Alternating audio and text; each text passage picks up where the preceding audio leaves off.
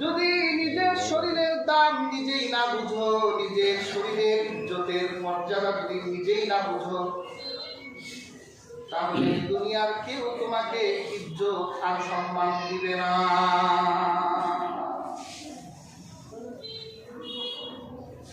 যৌবনের হাওয়ায় আসক্ত হয়ে নিজের ইজ্জত আর সম্ভ্রমের কথা যদি তুমি ভুলে যাও, তাহলে দুষ্ট ছেলেরা শিয়াল আর হায়নার ভূমিকায় তোমার ইজ্জতে হাত বসাবে, সমাজের বুকে কলঙ্কিত হয়ে যাবে, আল্লাহর আদালতে পাপিয়া অপরাধী আসামি হিসেবে উঠতে হবে। কিয়ামতের দিন তুমি তোমার স্বামীকে ঠকিয়েছিলে, আল্লাহর আদালতে যৌবনের এই পথ হাওয়ায় নিজেকে মত্ত রেখে যে পাপ করেছিলে আল্লাহর কাছে, আল্লাহ আদালতের বিচার তোমার হবেই হবে। নিজের ইজ্জত বুঝো, নিজের সম্মান বুঝো, কারণ দুষ্ট ছেলেরা শিয়াল আর হায়নার ভূমিকায় তোমার উপর তারা আক্রমণ করে তোমার ইজ্জতকে তারা নষ্ট করেই দিতে চায়। আর ইসলামে একটা নারীর কি মর্যাদা দিয়েছে, একটা নারীর শরীরে কি দাম দিয়েছে। যদি আপনি কোন নারীকে আপনার সাথে ফিজিক্যাল রিলেশন হালাল করতে চান, তাহলে আল্লাহ পাক কুরআনে নাযিল করেছেন, ফানকিহু মা তাবা লাকুম মিনান নিসা মাসনা ওয়া সুলাসা ওয়া রুবা ফাইন খিফতুম আল্লা তা'দিলু ফাওয়াহিদাহ। আল্লাহ বলে, তাহলে তোমরা বিবাহের মতো হালাল পদ্ধতি গ্রহণ করো, পছন্দ মতো 2, 3, 4 নারীকে তোমার ঘরে আনো। আর যদি তুমি তাদের ভিতর ক্ষমতা বন্টন করার ক্ষেত্রে আশঙ্কা বোধ করো, তাহলে একটির উপরই সন্তুষ্ট থাকো। সেখানে আল্লাহ পাক একটা নারীর ইজ্জত, একটা নারীর সম্মানের কারণে আল্লাহ সম্মানী মহারানা দিলেন। তুমি তার সতীত্ব গ্রহণ করবে, আল্লাহ কোরআনে মহারানা ধার্য করলো।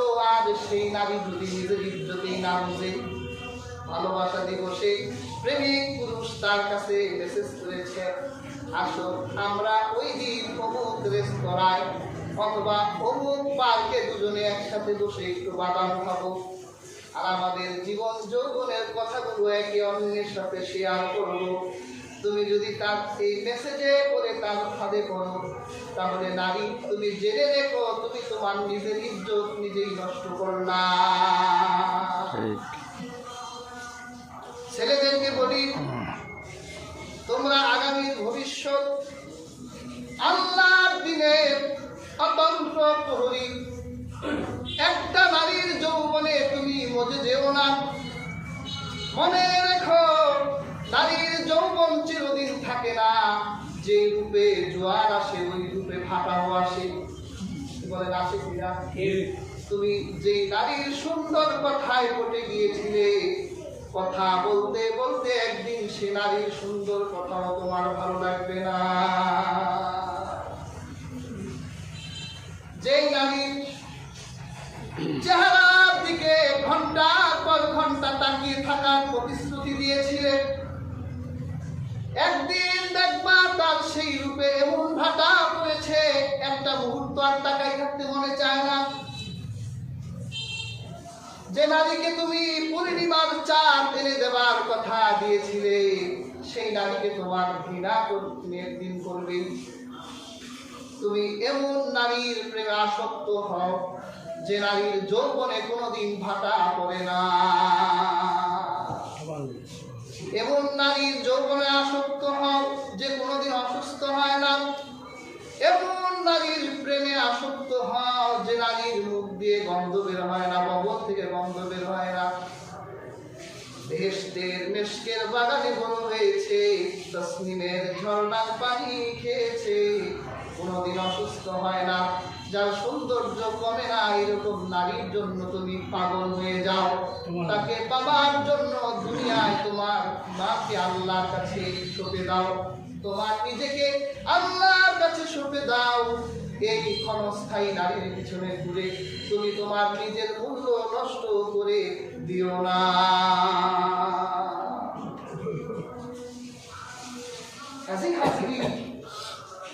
আমরা বিজাতীয় এই সংস্কৃতি থেকে নিজেদেরকে মুক্ত রাখতে হবে।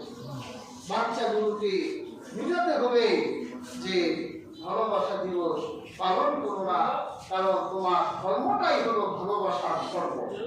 যাদের ভালোবাসা বাবা ওরা বলি, কিন্তু তুমি একজন মুসলিম, তুমি বিজাতীয় সংস্কৃতি মানতে পারো না, তাদেরকে তুমি গ্রহণ করতে পারো না। পেয়ার হাজিরিন বলছিলাম, আমরা মুসলিম,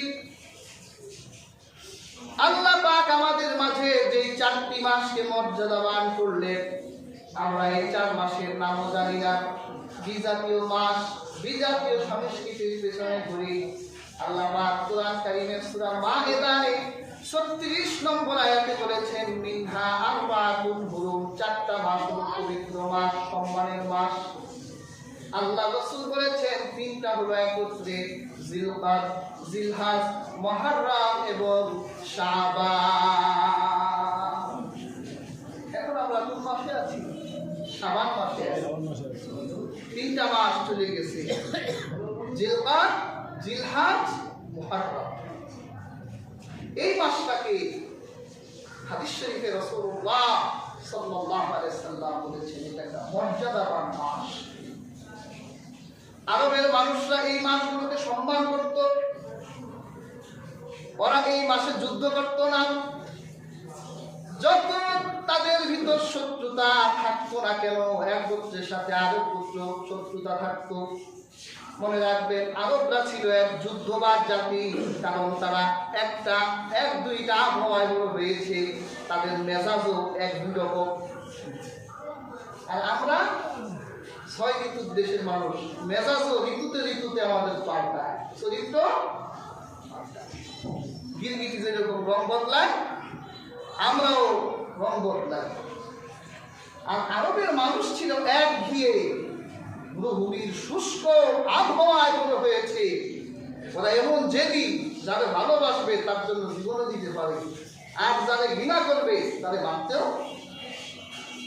তাই তো রাসূলুল্লাহকে আল্লাহ আরবেই পাঠালেন।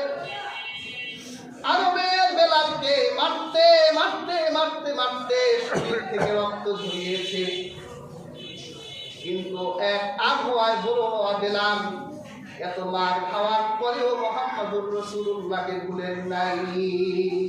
সুবহানাল্লাহ। সুমাইয়াকে মারতে মারতে মারতে মারতে শহীদ করে দিয়েছেন। আম্মার ইয়াসারকে মারতে মারতে আগুনে জ্বালিয়ে দিয়েছে। তাদের মুখ থেকে আল্লাহর দ্বীন, তারা বিচ্যুত হওয়ার জন্য তাদেরকে এত অত্যাচার করা হলো। একটা বারের জন্য মুহাম্মদুর রাসূলুল্লাহ থেকে তারা মুখ ফিরায় নেয় নাই, কারণ 1-2টা আবহাওয়ায় বড় হওয়া মানুষ। আরবের মানুষেরা যুদ্ধবাজ ছিল, ছোট্ট ছোট্ট বিষয় নিয়ে তারা যুদ্ধ করত। সবচেয়ে অবাক হবেন, এক গোত্রের একটা উট আরেক গোত্রের খেতে গিয়ে ঘাস খেয়েছে। উটের ওই ফসলের মালিক দেখে উটের বান কেটে দিয়েছে। ওলা উটটা রক্তাক্ত হয়ে যখন গোত্রে ফিরছে, অর্থ উটের মালিকের মেজাজ তো খারাপ হয়ে গেছে। কে করলো কাজটা? পরে গিয়ে জন্মের মতো কয়টা দিচ্ছে, দেওয়ার পরে ওই গোত্রের লোকরা পরে মারছে, তারা ওদেরকে খাইছে। যুদ্ধ শুরু হলো। এই ছোট্ট একটা বিষয় নিয়ে তারা 120 বছর পর্যন্ত যুদ্ধ করেছে। কত বছর? 120 বছর। রাসূলুল্লাহ মদিনায় গিয়ে আউস এবং খাজরাজের এই যুদ্ধ রাসূলুল্লাহ নিজে থামাই দিলেন। তারা হলে যুদ্ধ চলতই, ছেলেরা আসলো, কিরে তোর বাবা উট আমার বাবা খেতে আসছিল, তোদের আসতে গেছি। আবার নাতির প্রজন্ম যখন আসলো, কিরে তোর দাদার উট আমার দাদার ফসলে আসছে, তোদের আসতে গেছি। এইভাবে যুদ্ধ করতে করতে 120 বছর পর্যন্ত তারা যুদ্ধ করত। পেয়ার হাজির, এত যুদ্ধবাজ জাতি, দাঙ্গাবাজ, তারপরেও তারা এই 4টা মাসে যুদ্ধ করত না। তারা বলতো জিলহজ, মুহররম আর শাবানে আমরা যুদ্ধ করব না, এটা সম্মানের মাস। তারা এই মাসগুলোকে সম্মান দিয়ে তারা যুদ্ধ বন্ধ রাখতো। কিন্তু আমরা কেমন ইহুদি হলাম, কেমন খ্রিস্টান হলাম, আমাদের নেচার কেমন খারাপ হলো, 12 মাস যুদ্ধই করতে থাকি আমরা। কাফেররা আমাদের উপর আক্রমণ করে, আমরা কাফেরদের উপর আক্রমণ করে যুদ্ধ করতেই থাকি। এই পৃথিবীর বুকে এখন নিয়ম বলতে আর কিছুই নাই, নীতিচ্যুত হয়ে গেছি। আগুন দিয়ে জ্বালিয়ে দিই, ভেঙে চুরমার করে দেই, মানব হত্যার ইতিহাস রচনা করি। পেয়ার হাজিরি, অস্তিত্বে আঘাত আসলে ছাড় দিতে নেই। এই আয়াতে আল্লাহ পাক বলেছে, লা তাযলিমু ফীহিন্না আনফুসাকুম, তোমরা এই মাসগুলোতে নিজেদের সাথে জুলুম করো না। যদি কোন কাফের তোমাদের উপর আক্রমণ করে, ওয়াকাতিলুল মুশরিকিনা কাফাতান কামা ইউকাতিলুনাকুম কাফা, তারা যদি শক্তভাবে ঐক্যবদ্ধ হয়ে তোমাদের আক্রমণ করে, তাহলে তোমরাও ঐক্যবদ্ধ হয়ে তাদের উপর ঝাঁপিয়ে পড়ো, তাদেরকে হত্যার ইতিহাস রচনা করো। তারা করলে তোমরা করো, তোমরা করো না। কিন্তু আজকে সে আদর্শ থেকেও তো আমরা দূর হয়ে গেছি। আমার ইমানি ভাই, আমার মুসলিম ভাই ফিলিস্তিনে অর্ধ শতাধিক বছর হয়ে গেল নির্যাতনের শিকার। কিন্তু আমরা কি বলি? আমরা বলি ওটা ওদের প্রাচীর, ওদের সীমানা, ওদের বর্ডার। আমরা তুর্কিরা যাব কেন? আমরা পাকিস্তানিরা যাব কেন? আমরা বাঙালিরা যাব কেন? মনে রেখো, এই পৃথিবীতে বর্ডার দিয়েছে তারা, কিন্তু গোটা দুনিয়ার সকল মুসলমান আল্লাহর কুদরতি বর্ডার। এই পৃথিবীর বর্ডার কোনো বর্ডার তাদের নয়। তারা সবাই আল্লাহর কুদরতি বর্ডার দ্বারা সীমাবদ্ধ। গোটা দুনিয়ার মুসলমানদের ভাষার ভিন্নতা থাকতে পারে, রঙের ভিন্নতা থাকতে পারে, সংস্কৃতি সভ্যতার ভিন্নতা থাকতে পারে, কিন্তু গোটা পৃথিবীর মুসলমানের কালিমা লা ইলাহা ইল্লাল্লাহ, এটা এক। তাদের কুরআন এক, তাদের রাসূল এক। যদি গোটা পৃথিবীর কোথাও কোনো মুসলমান আক্রান্ত হয়, তাহলে তোমরা সর্বাত্মকভাবে তাদের উপর ঝাঁপিয়ে পড়ো। কিন্তু আমরা তো আন্তর্জাতিক পলিটিক্সের শিকার, আমরা পলিটিক্সের শিকার। এজন্য আমার এক ভাই মার খান, আমরা কিছুই করতে পারি না। বেয়ার হাজিরি, আরবের মানুষেরা এই 4টি মাসকে সম্মান করত। এর মধ্যে শাবান একটা। হাদিস নববীতে এসেছে, হযরত মা আয়েশা রাদিয়াল্লাহু তাআলা আনহা বলেছেন, আল্লাহর রাসূল রমজানের পর সবচেয়ে বেশি রোজা রাখতেন এই শাবান মাসে। কোন মাসে? কারণ এর পরের মাসটাই হলো রমজান। পেয়ার হাজিরিন, আল্লাহর হাবিব এই মাসে বেশি বেশি রোজা রাখতেন, কারণ এই মাসে তিনি রোজার প্রস্তুতি নিয়ে নিতেন, যাতে তিনি রমজানে পরিপূর্ণভাবে রমজানের রোজাগুলো রাখতে পারে। আমরাও এই মাসে বেশি বেশি রোজা রাখবো, ঠিক না? বিশেষ করে হাদিসে পাকে এই মাসে একটি রাতকে খুব গুরুত্বপূর্ণ বলা হয়েছে। প্রায় 30টিরও অধিক হাদিস আছে লাইলাতুল নিসফি মিন শাবান। এর মধ্যে অনেক বর্ণনা জাল, অনেক বর্ণনা জয়ীফ, আবার অনেক সহি বর্ণনাও আছে। এই রাতের অস্তিত্ব এটা অস্বীকার করা যাবে না। একটা সহি হাদিসে এসেছে যে আল্লাহ তাআলা এই রাতে তার সৃষ্টির দিকে বিশেষ নজর করে ইল্লা লিমুশরিকিন আও মুশাহিন, আল্লাহ এই রাতে মুশরিক আর হিংসুক ছাড়া সবাইকে মাফ করে দেয়। সুবহানাল্লাহ। এটা সহি হাদিস। কাজেই অনেকেই এই রাতে মর্যাদাকে অস্বীকার করে, এই রাতের অস্তিত্বকে অস্বীকার করে, এটা ভুল। এই মাসটাই তো দামি মাস। সহি হাদিসেই তো আছে যে রাসূলুল্লাহ রমজানের পর সবচেয়ে বেশি রোজা এই শাবানে রাখতেন।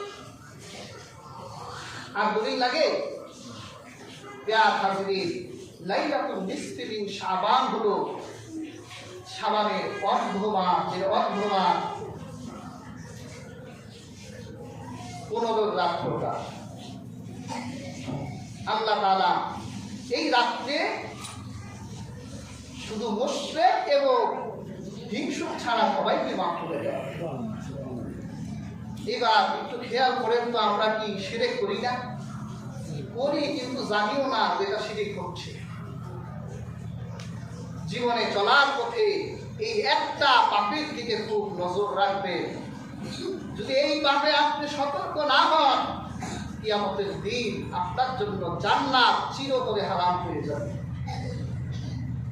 অন্য অপরাধ করলে ঈমান যায় না, গুনাহ হয়, গুনাহ বোঝা বাড়তে থাকে।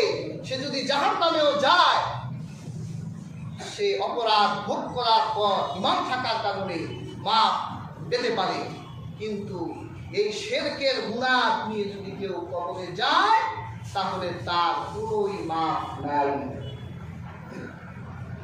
আল্লাহ কোরআনে কত জায়গায় যে নিষেধ করেছেন শিরক করো না, অংশীদার করো না। বাংলায় বলেন তো, আল্লাহর অংশীদার কি পৃথিবীতে কেউ আছে? তিনি তো একমাত্র স্রষ্টা।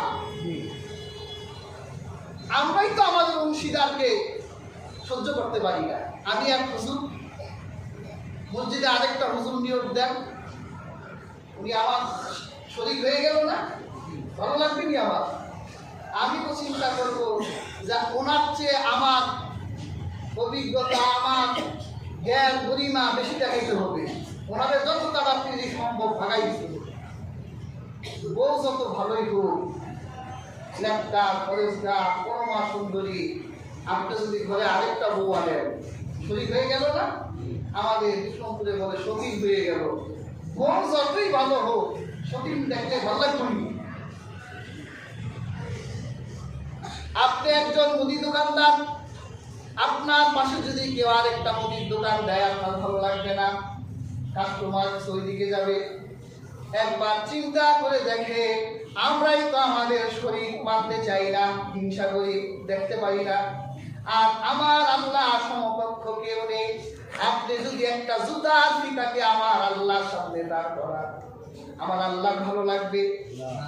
আপনি যদি একটা মাটির পাতিলা যদি গাছের উপর ঝুলাইয়া দেন আর এর উপর যদি বিশ্বাস শুরু করে, আমার আল্লাহ কি ভালো লাগবে? এই জন্য আল্লাহ কুরআন কারিমে ধ্যানহীন ভাবে ঘোষণা দিয়েছেন, যে ব্যক্তি শরীক করবে আমার সাথে, তার কোনো মাফ নাই। তওবা না করে মারা গেলে একেবারে জাহান্নামে যেতে হবে। যত বড়ই আবেগ ঘর ওলি আল্লাহ চাই করতে হবে। প্যার হাজির, আমার আল্লাহ আকীদার কিতাবগুলো খুলেন, শিরকের প্রকার ভেদ আছে। যেমন একটা শিরক হলো আশিরকু ফি রুবুবিয়্যা, আমার আল্লাহকে রব হিসেবে অনেকে শরীক করে। রবকে একমাত্র রব আমার আল্লাহ, আমাদের প্রতিপালনকারী একমাত্র আল্লাহ। যদি আপনি আল্লাহ ছাড়া অন্য কাউকে প্রতিপালনকারী মনে করেন, আপনার লালন পালন কর্তা হিসেবে বিশ্বাস করেন, তাহলে আল্লাহ রুবুবিয়্যাতে শিরিক হয়ে যায়। এটা অনেক শিক্ষিত মানুষও করে, বড় বড় ভার্সিটিতেও করে, সায়েন্স ডিপার্টমেন্টেও করে। ওরা যখন পৃথিবীর সৃষ্টি নিয়ে যখন আলোচনা করে শিক্ষিতরা, তখন বলে যে এই পৃথিবী ঘূর্ণীয়মান ছিল, ঘুরতে ঘুরতে ঘুরতে ঘুরতে এই প্রকৃতি ঘূর্ণীয়মান থাকা অবস্থায় সৌরজগতের একটা অংশ সেখান থেকে বিচ্ছিন্ন হয়ে গেল, ঘূর্ণীয়মান হতে হতে এই পৃথিবী হয়ে গেল, প্রকৃতি প্রাকৃতিকভাবে এই পৃথিবী জন্ম হয়ে গেল। আর আমার আল্লাহ কোরআনে হাজার বার বলেছে, আমি এই আকাশ জমিনে পৃথিবী আগে সৃষ্টি করেছি। সুবহানাল্লাহ। বলে শিখাইলো কি?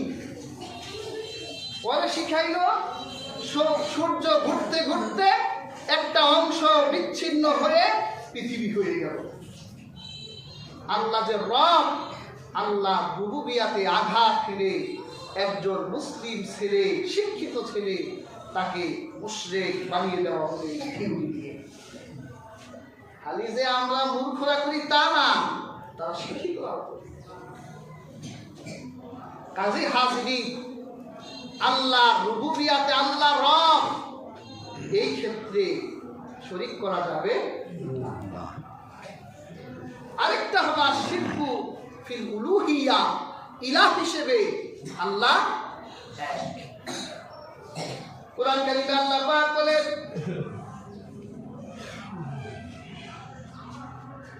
ইন্নামা কুল ইন্নামা আনা বাশারুম মিথলুকুম ইউহা ইলাইয়া আন্নামা ইলাহুকুম ইলাহু ওয়াহিদ ফামান কানা ইয়ারজু লিকাআ রাব্বিহি ফালইআমাল আমালান সালিহান ওয়ালা ইউশরিকু বিহি আহাদা। আল্লাহ পাক বলেন, হে রাসূল আপনি বলুন, আমি তোমাদের মতোই মানুষ, আর আমার আল্লাহ হলো একমাত্র ইলাহ। ইলাহ হিসেবে আমার আল্লাহ এক।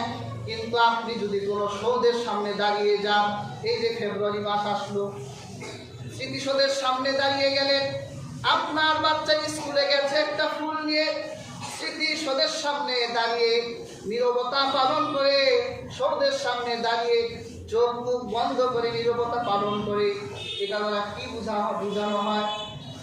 এখানে কোনো শহীদকে কি দাফন করা হয়েছে নাকি? কিছুই তো নাই, ইটার পাথর। আর শহীদকে দাফন করলেই বা কি? তোমার শিক্ষিত মাস্টাররা তোমার এই বাচ্চাটাকে স্মৃতিশক্তি ইলাহ বানাই দিচ্ছে, তুমি নিজেও বুঝো না। তুমি নিজেও সৌধের সামনে দাঁড়িয়ে যাও, তারপর চোখ বন্ধ করে 1 মিনিট নীরবতা পালন করো। শুনে রাখো, চোখ বন্ধ করে আমার আল্লাহর হুজুরিতে তুমি নীরবতা পালন করো, আল্লাহকে স্মরণ করো। কোন সৌধের সামনে নয়, কোন শোক মিনার, কোন পাথর আর কোন গাছ তোমার ইলাহ নয়। তুমি তার সামনে দাঁড়িয়ে তোমার আল্লাহর উলুহিয়াতে তুমি আঘাত দিয়ে মুশরিক হয়ে যাচ্ছ। সতর্ক থাকে, খুব সতর্ক থাকেন। শিরকের ক্ষেত্রে সতর্কতার সাথে চলতে হবে। আরেকটা শিরক হচ্ছে আশিরকু ফিল আসমাউল হুসনা ওয়াস সিফাতি লিল্লাহ।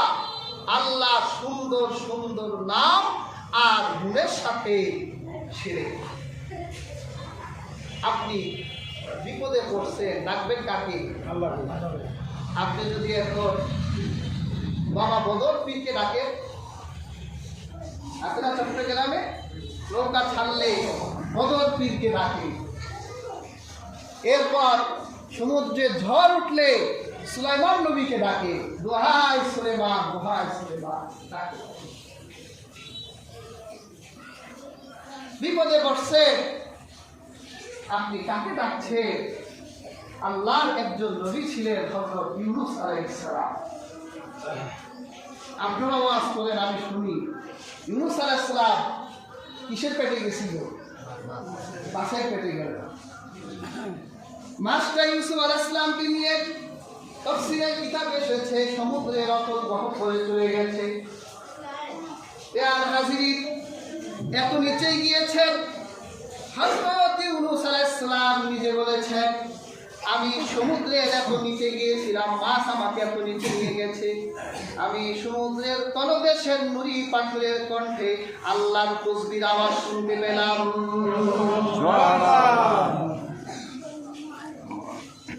আল্লাহ বাহু কত গভীরে, কত ডিপে আমরা জানিও না।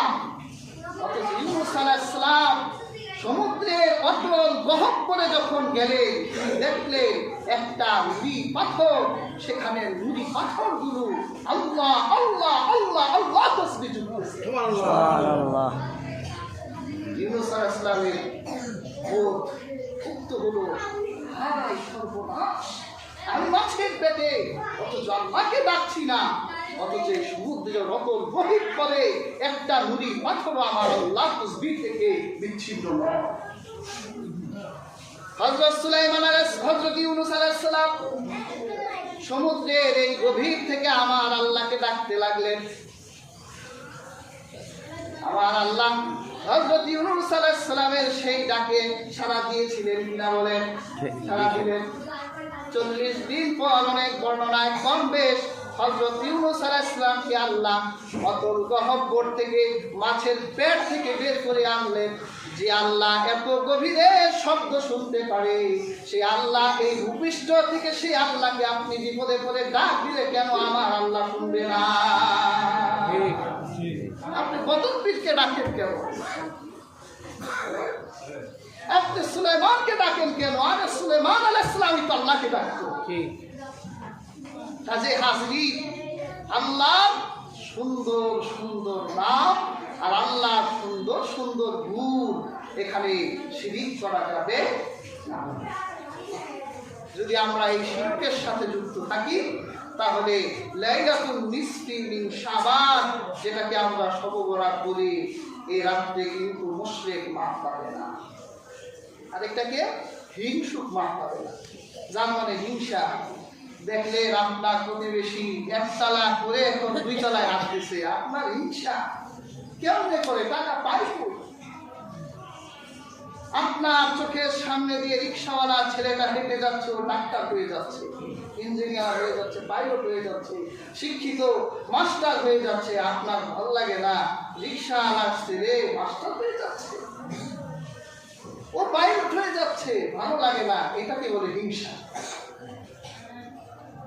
মনে রাখবেন, হিংসু কখনো আগাতে পারবে না, পিছনেই থাকবে। একটা গল্প করছিলাম, এক জেলে এ নদীতে 3টাই খেউ দিত। জাকি জাল আছে না, বিক্রমপুরে তো খেউই বলি, 3টা খেউ দিত। উঠলে উঠতো, না উঠলে বাসায় চলে যেত। গল্প বলছি। তো প্রথম খেউ দিয়েছে, কিছুই উঠে নাই। দ্বিতীয় খেউ, কিছুই উঠে নাই। 3 নাম্বার খেয়ে আলাদিনের জাদুর প্রতি পড়ছে। কাঠির সাথে ঘষা লাগছে বলে দত্ত একটা বেরিয়েছে। মালিক কি চান আপনি বলেন, আমি আপনার আশা পূর্ণ করব। মালিক বলল, ঘরে তো চাল ডাল কিছুই নেই। একটা মানুষ, সে যেই রকম তার চাহিদাও ওই রকমই। তো বলতেছে, আমার এই 1 কেজি চাল দাও, 1 কেজি ডাল দাও, তেল দাও, বাসায় চলে যাবে। তো দত্ত বলল, শর্ত আছে, আপনি যদি 1 কেজি চাল চান, আপনার প্রতিবেশীদের 2 কেজি হবে। আপনি যা চাইবেন প্রতিবেশীদের ডবল হবে। জেলে মানুষ চিন্তা করলো, হোক না, আমি বাঁচতেই তো হয়। প্রদীপ নিয়ে বাসায় গেছে। তো চাল ডাল স্ত্রী পাইলেন কই? আলাদিনের জাদুর দত্ত পেয়ে গেছি। তবে শর্ত হলো, আমি যা চাইবো প্রতিবেশীটা তার ডবল পাবো, তাই না? তখন তার স্ত্রী বলতেছে, তা আমাদের তো ভালো কোনো বাড়ি নাই, দত্ত একটা বাড়ি বানাই দেন। একটা বাড়ি হয়েছে, প্রতিবেশীদের 2টা বাড়ি হয়ে গেছে।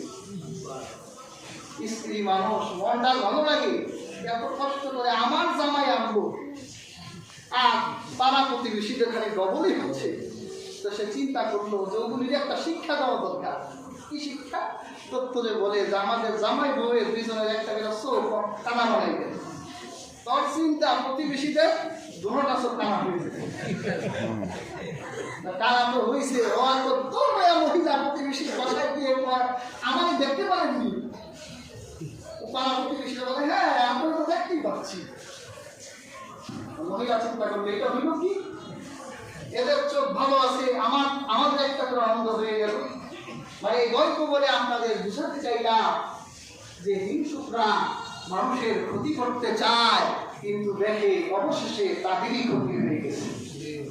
এই জন্য আল্লাহ কুরআন কারীমে সূরা নাসের ভিতরে বলেছে যে তোমরা হিংসুকের হিংসা থেকে আশ্রয় চাও, মিনাল ওয়া মিন শাররি হাসিদিন ইযা হাসাদ, যে তোমরা হিংসুকের হিংসা থেকে আল্লাহর কাছে পানা চাও।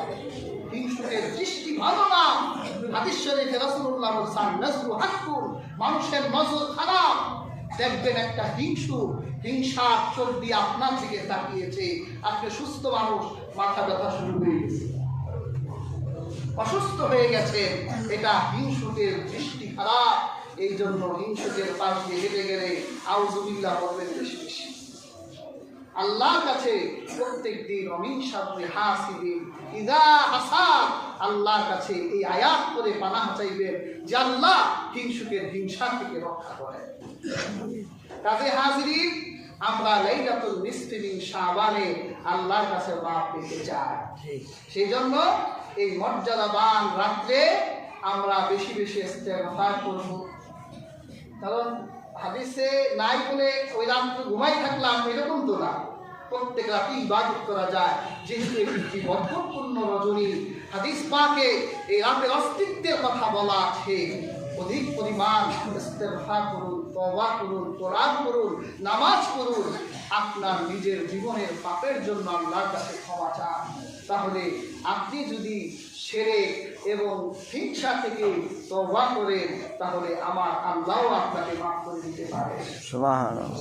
আমরা আমাদের দেশে একটা আনুষ্ঠানিক রেওয়াজ আছে, এটা এই দেশের সংস্কৃতির সাথে মিলে গেছে, কিন্তু অনেক শিরকি কাজও হয়। আমাদের ছেলে পেলেরাও অনেক অতিরঞ্জিত কাজকর্ম করে, এগুলো বন্ধ করতে হবে। ইবাদত দিয়ে এই রাতকে আমরা রাঙাবো। আমরা আনুষ্ঠানিকভাবে একটু ইবাদত করি, যাতে এটা তালিম হিসেবে যে বাসায় গিয়ে অথবা মসজিদে থেকে আল্লাহর কাছে রোনাজারি করেন তাদের। এজন্য আমরা এই রাতে আপনাদের সাথে একটু আনুষ্ঠানিকভাবেও একটু ইবাদত করি। আর হাজিরিন, এটা তালিম হিসেবে, এটা অনুষ্ঠান হিসেবে নয়। এবং আমরা মেহমানদারিও করি আমাদের দেশে, এটা মেহমানদারি হিসেবে করি। এটা করতে হবে এই রাতে, এই হিসেবে নয় তো বেদাত হয়ে যাবে। মেহমানদারি হিসেবে করি। ইনশাআল্লাহ আগামী শুক্রবার হিদায়ত রাতে লাইলাতুল নিসফি মিন শাবান মর্যাদাপূর্ণ রাত আমরা উপস্থিত থাকবো। আর হাজিরিন এবং মেহমানদারি করব। আমাদের এখানে স্থানীয় অনেক মুসল্লিরা থাকেন, মেহমানদারিতে শরীক হন। যদি শরীক হতে চান তাহলে আজকেও শরীক হতে পারেন, আগামী সপ্তাহেও আপনারা শরীক হতে পারবেন। যদি কেউ কিছু দিতে চান, আমাদের কমিটির লোক আছে, আপনারা কিছু হাদিয়া হিসেবে দিতে পারেন।